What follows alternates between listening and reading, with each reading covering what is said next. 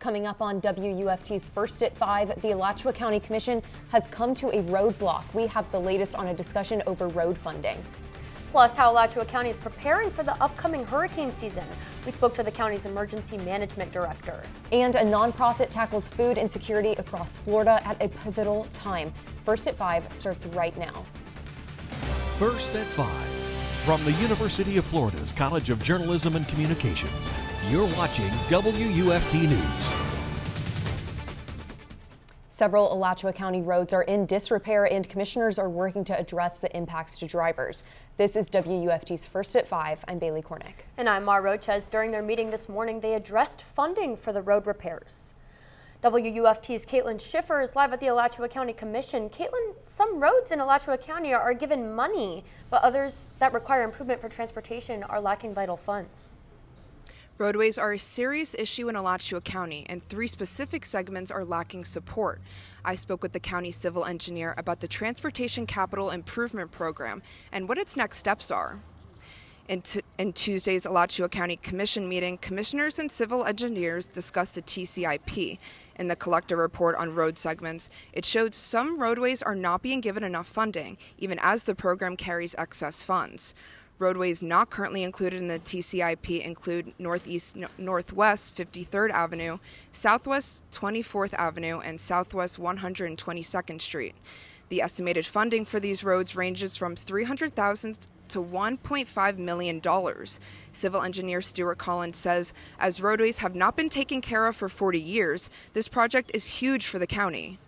It's not necessarily more cost efficient, but it allows more areas of the county to be accomplished rather than just doing, say, so to speak, one long roadway in one portion of the county and not doing anything somewhere else.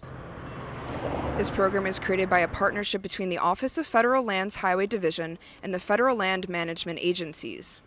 Cullen says although this program is significant, they still have much work to do as the roadways lack a high-quality style. But work is being put in every day for the residents of Alachua County. Reporting live at the County Commission's office, Caitlyn Schiffer, WUFT News, signing off. Gainesville police is looking to identify the suspect from a shooting on Easter that sent 3 people to the hospital. Investigators say they are looking for the man seen here on video at TB McPherson Park wearing red shorts and a gray hoodie. If you have any information regarding the shooting, contact the Gainesville Police Department. Mayor Walter Welch and Commissioner Jacob Fletcher assumed their new roles in the Alachua County City Commission Monday night, but it didn't come without controversy.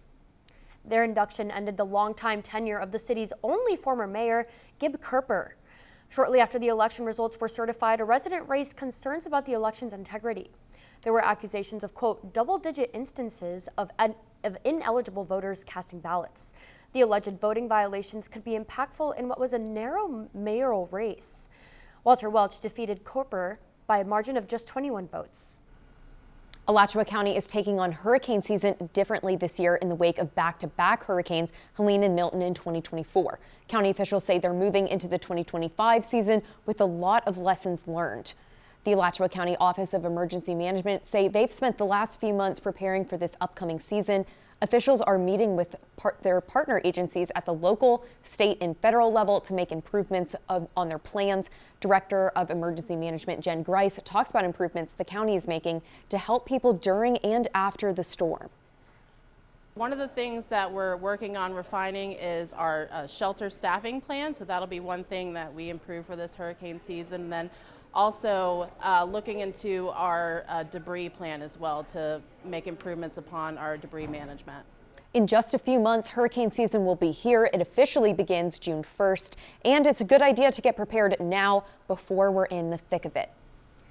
Let's take a live look over Payne's Prairie. Spring semester may be ending, but this spring season is just the beginning. With temperatures continuing to climb, we're getting a warm welcome back into Florida's heat. UF forecaster Matthew Clark joins us now with this week's forecast. Yeah, even though it's still technically spring, it feels like summer out there. All that rain is confined north of us in the southeast from a stationary boundary. But if you look on our live satellite, there's just a little bit of clouds overhead. What we're noticing is those high temperatures right now. Not too high actually right now, 84 in Gainesville. That's more seasonal for this time of year, but 86 in Ocala and 87 down in the villages. but these temperatures are going to continue to increase throughout the rest of the week. There's these clouds overlooking our campus cam right now, 87 degrees on our campus cam actually, and some just overhead clouds, keeping us a little bit shaded from that sun. Otherwise, we'd be up in the 90s. Those temperatures are not going to drop off too significantly as we head into the overnight hours. Again, waking up in those mid to lower 60s, but I want to talk about Earth Day coming up in a few minutes. The need for food continues to impact thousands of families across Florida, with food prices skyrocketing. One organization is stepping up to make a difference in Gainesville. WUFT's Hayli Balgobin is live in the newsroom with how FarmShare is providing relief through free food distribution. FarmShare is partnering with local organizations to provide free food. Let me tell you how these efforts are helping to fight hunger across Florida. FarmShare is a statewide nonprofit food bank hosting a drive-through food distribution with Gainesville's Project Youth Build, bringing fresh food to families in need. Families will receive boxes of fresh produce and goods, completely free of charge. This event will feed over 200 households, according to experts. Food lines have increased. FarmShare CEO Stephen Shelley says federal policies have forced the organization to cut back on its distribution. We've had to kind of cut back on the volume of food that we're distributing on a monthly basis. So some of our partners that were picking up maybe weekly are now having to come twice a month instead of 4 times a month, which obviously is cutting that flow down to them considerably. FarmShare said they are currently preparing for hurricane season. Shelley's team is working on gathering resources and supplies for people in need ahead of time. This Friday at 9 a.m., the nonprofit is hosting a drive-through food distribution at Northwest 6th Street in Gainesville. Organizers say to get there early, food will be handed out while supplies last. Live in the newsroom, Hayli Balgobin, WUFT News.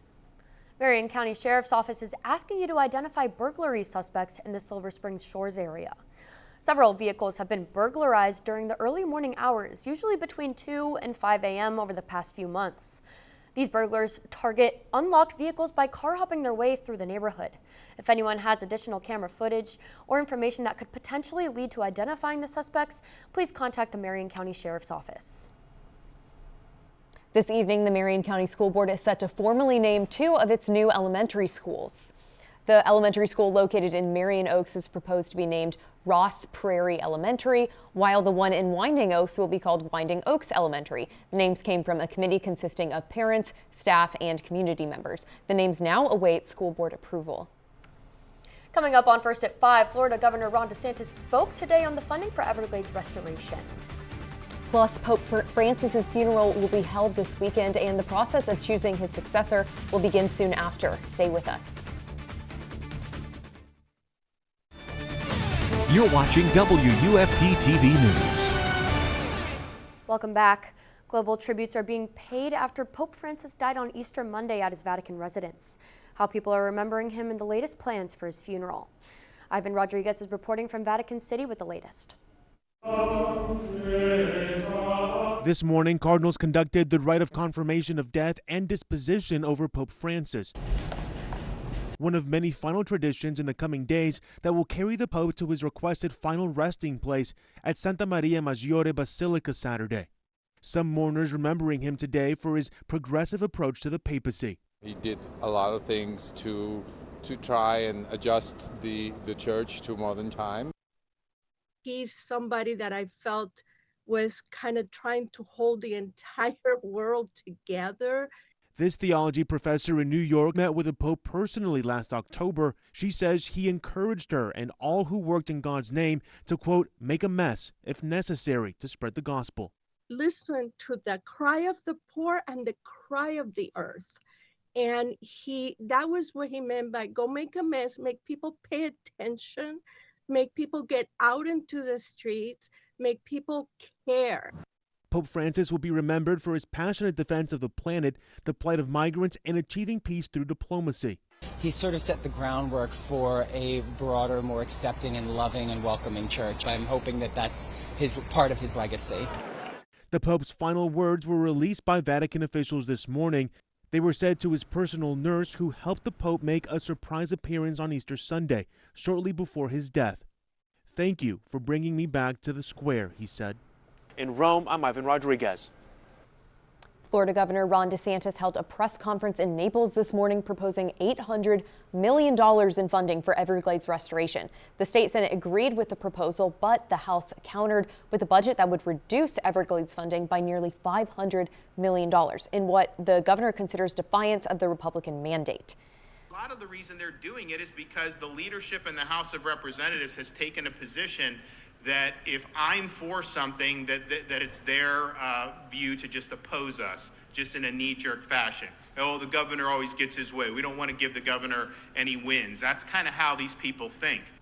The spat is the latest in a series of disagreements between DeSantis and the Republican-led House. In January, House Speaker Daniel Perez and Senate President Ben Alberton rejected a DeSantis immigration proposal. There is also an ongoing debate over taxes, all with around 2 weeks remaining in the legislative session. Summer-like temperatures are continuing this afternoon and are not expected to go away anytime soon. I've got your full forecast after the break. You're watching WUFT-TV News. So, y'all, I was out of town this weekend and then I came back to Florida, and it really takes leaving to be reminded of how hot it is here. Yeah, I'm already stressed with finals. People are going to be stressed with the heat, too. Matthew, tell us about the forecast this week. Yeah, I mean, the bright side is we at least get beach weather sooner than everyone else in the U.S., but it is going to remain hot for the foreseeable future. We're kind of in a gridlock for at least the next week. There is a severe weather outbreak going on in the southeast right now. Plenty of severe thunderstorms to go around in Alabama and northern Georgia, South Carolina, but all is quiet down here in Florida. Just a few clouds. You can see those clouds overlooking our campus cam, keeping us a little bit shaded, but we still have reached 87 degrees on our campus cam this afternoon. A little bit of shade right now overlooking that campus cam, but still it is hot out there and it is not going away anytime soon. I'm going to show you temperatures for the rest of our area. 86 down in the Villages, 86 in Ocala, 86 in Lake City, pretty much upper 80s across north central Florida.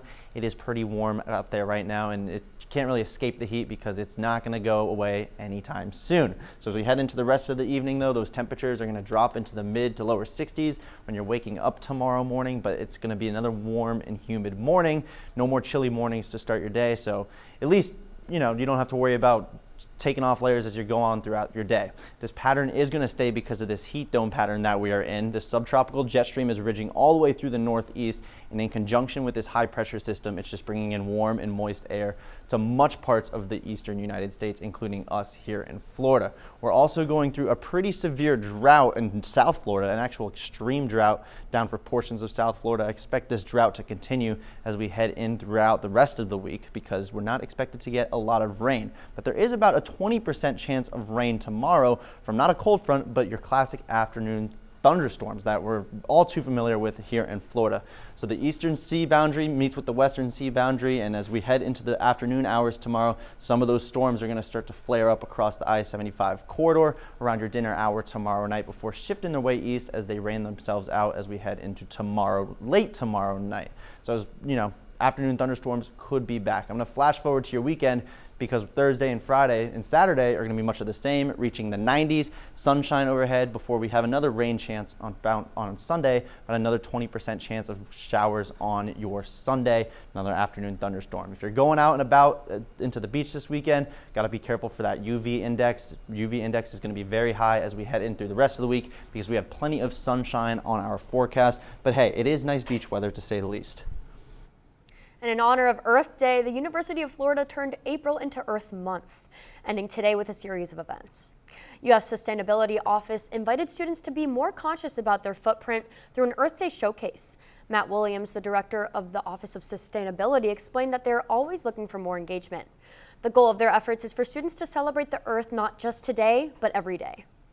Sometimes people get overwhelmed. They feel like they're not able to do enough or that they're just too busy doing things, but it's one of those where if everybody takes a little step or a little initiative and is conscious about Earth Day and what they're doing, then it really does have a really large additive effect. So, after the Earth Day celebrations, the third national ranking for sustainability will be released to analyze how the university is performing in sustainable courses and majors.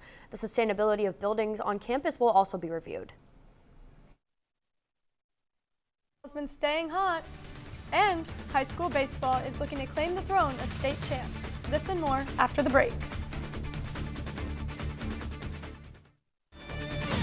You're watching WUFT-TV News. Welcome to sports. I'm Alexis Tadros. Let's get started with some Gator baseball. There's a reason they say Gator boys stay hot. The squad has been on a roll these past few weeks, winning 7 of their last 8 games. Florida picked up wins Friday and Saturday. Brendan Lawson is one of those Gator boys staying hot at the plate. He's batting over 400 this weekend, and he recorded 5 RBI, and because of that, picked up his second SEC Freshman of the Week honor.